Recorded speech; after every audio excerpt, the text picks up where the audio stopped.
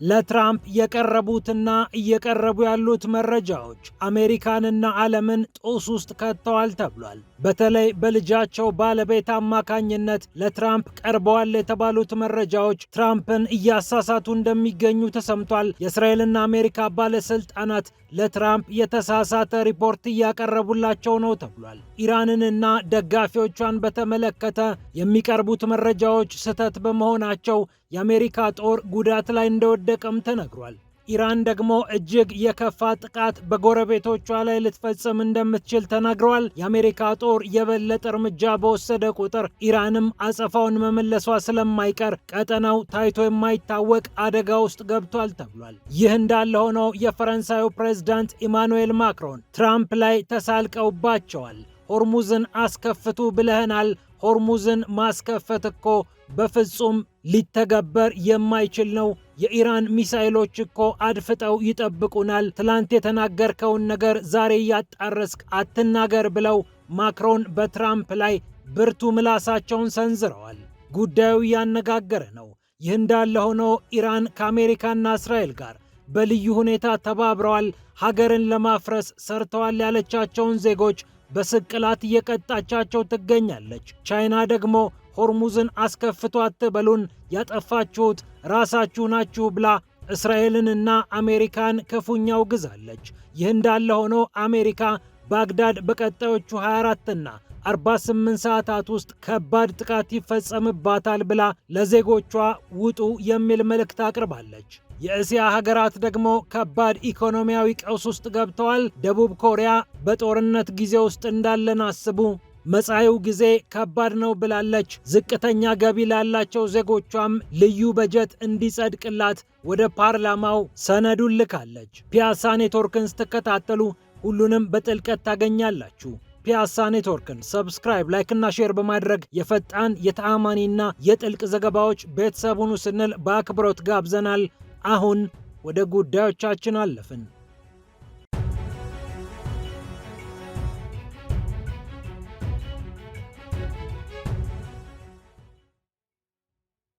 ትራምፕ ሐሰተኛ መረጃ እየደረሳቸው ነው ተብሏል። በተለይ የልጃቸው ኢቫንካ ትራምፕ ባለቤት የሆነው ጃሬድ ኩሽነር አሳሳች መረጃዎችን እያቀረበላቸው ነው ተብሏል። በዙሪያቸው ያሉ አፍቃሪ አይሁዶች ትራምፕን ጉድ ሳይሰሯቸው አልቀረም ነው የተባለው።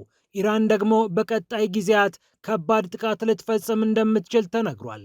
የሆርሙዝ ሰርጥን ብቻ ሳይሆን የባቤል መንደብን መስመር ለመዝጋት እየተጣደፈች የምትገኘው ሀገረ ኢራን ብርቱ እርምጃዎችን ልትወስድ እንደምትችል ነው እየተነገረ የሚገኘው። ለእስራኤል አድረዋል የተባሉ በዋይት ሀውስ የተኮለኮሉ ባለስልጣናት የአሜሪካውን ፕሬዝዳንት ዶናልድ ትራምፕ በአሳሳች መረጃዎች መሙላታቸው ለቀውሱ ምንጭ ነው ይላል የክራድል ዘገባ።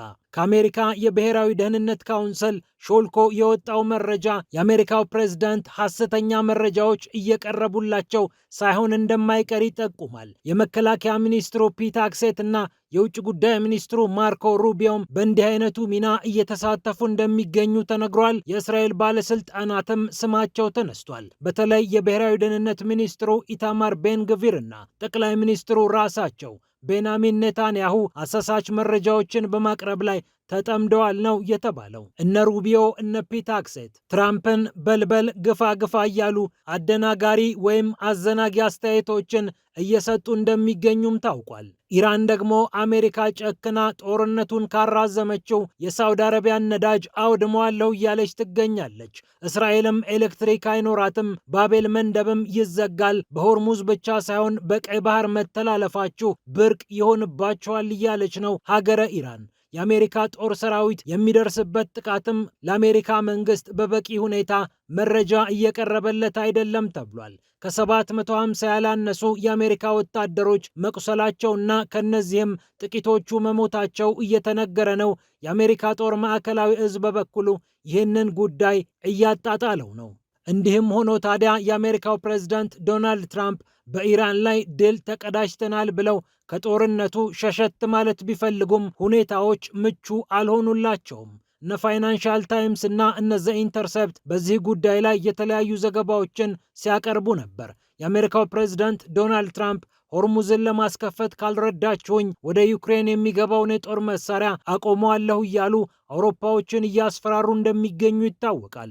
እነ ብሪታንያ ሆርሙዝን እንዴት እናስከፍት ብለው በሚጨነቁበት ሰዓት ታዲያ የፈረንሳዩ ፕሬዝዳንት ኢማኑኤል ማክሮን ለትራምፕ ያልተጠበቀ ከባድ ምላሽ ሰጥተዋል። የሆርሙዝ ሰርጥን በወታደራዊ መንገድ ማስከፈት ፈጽሞ የማይታሰብ ተጨባጭ ያልሆነ ሲሉ ነው ኢማኑኤል ማክሮን የገለጹት። አንዳንዶች ይህንን ሐሳብ ሲያነሱ ሰማለሁ።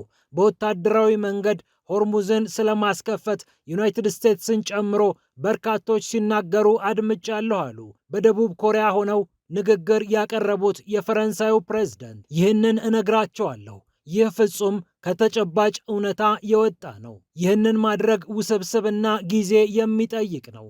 ደግሞም የኢራን አብዮታዊ ጦር ሚሳኤልን ጨምሮ የተለያዩ አቅሞች አሉት።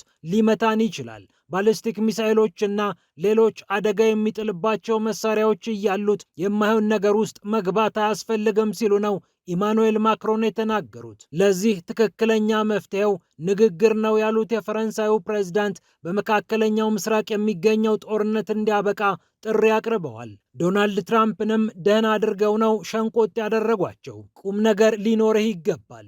ቁም ነገር ካለህና ኮስታራ አቋም ካለህ ትላንት የተናገርከውን ነገር ዛሬ ማጠፍ የለብህም። ካልሆነ በየቀኑ ማውራት የለብህም በማለት ነው ኢማኑኤል ማክሮን እጅግ ባልተጠበቀ መልኩ ትራምፕን ሸንቆጥ ያደረጉት። እዚህ ላይ ቻይናም ተጨምራበታለች። አሜሪካና እስራኤል ራሳችሁ ለሆርሙዝ ሰርጥ መዘጋት ምክንያት ሆናችሁ ሳለ ስለምን ሌላውን ተወቅሳላችሁ ብላለች ቤጂንግ። የአሜሪካው ፕሬዝዳንት ዶናልድ ትራምፕ አጋሮቻቸውን እንዲሁም ከሆርሙዝ ሰርጥ ነዳጃቸውን የሚያገኙ ሀገራት ሰርጡን ማስከፈት አለባቸው ብለው ከተናገሩ በኋላ ቤጂንግ ምላሽ ሰጥታለች። የውጭ ጉዳይ ሚኒስቴሯ ቃል አቀባይ ማኦኒንግ ናቸው በጋዜጣዊ መግለጫ ላይ ይህንን የተናገሩት። አሜሪካና እስራኤል ናቸው እኮ ህገወጥ የሆነ ወታደራዊ ዘመቻ በኢራን ላይ ጀምረው ሰርጡ የተዘጋው፣ መፍትሄውም እጃቸው ላይ አለ ሲሉ ነው ቃል አቀባዩ ያነሱት።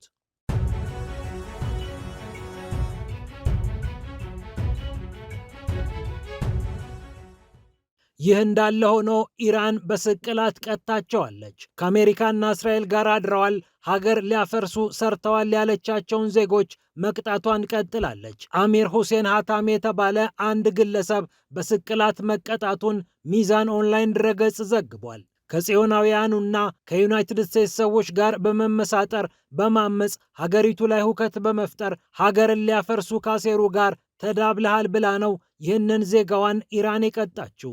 በተለይ በጥር ወር ተነስቶ የነበረው አመፅ በአይሁዶች አቀናባሪነት የተከናወነ ነው ብላ ቴህራን በተደጋጋሚ ስትገልጽ ቆይታለች። አሁን ከእስራኤልና ከአሜሪካ ጋር ይፋዊ ጦርነት ውስጥ የገባችው ሀገረ ኢራን እንዲህ አይነት መረር ያሉ እርምጃዎችን በመውሰድ ሌሎችንም ለማስጠንቀቅ እየሞከረች ነው ተብሏል። አሜሪካ ደግሞ ባግዳድ ትደበደባለች እያለች ነው። በቀጣዮቹ 24 እና 48 ሰዓታት ውስጥ ባግዳድ በከፍተኛ መጠን ትመታለች ብሏል የአሜሪካ ኤምባሲ። በባግዳድ የሚገኘው የአሜሪካ ኤምባሲ እንደሚለው ከተማይቱ በኢራን ዘመም ሚሊሻዎች ትመታለች፣ አሸባሪዎችም እዚህ ላይ ይጨመሩበታል። ስለዚህ አሜሪካውያን ሆይ ውጡ ሲል ነው ኤምባሲው ማስጠንቀቂያውን በኤክስ ገጹ ላይ ያወጀው።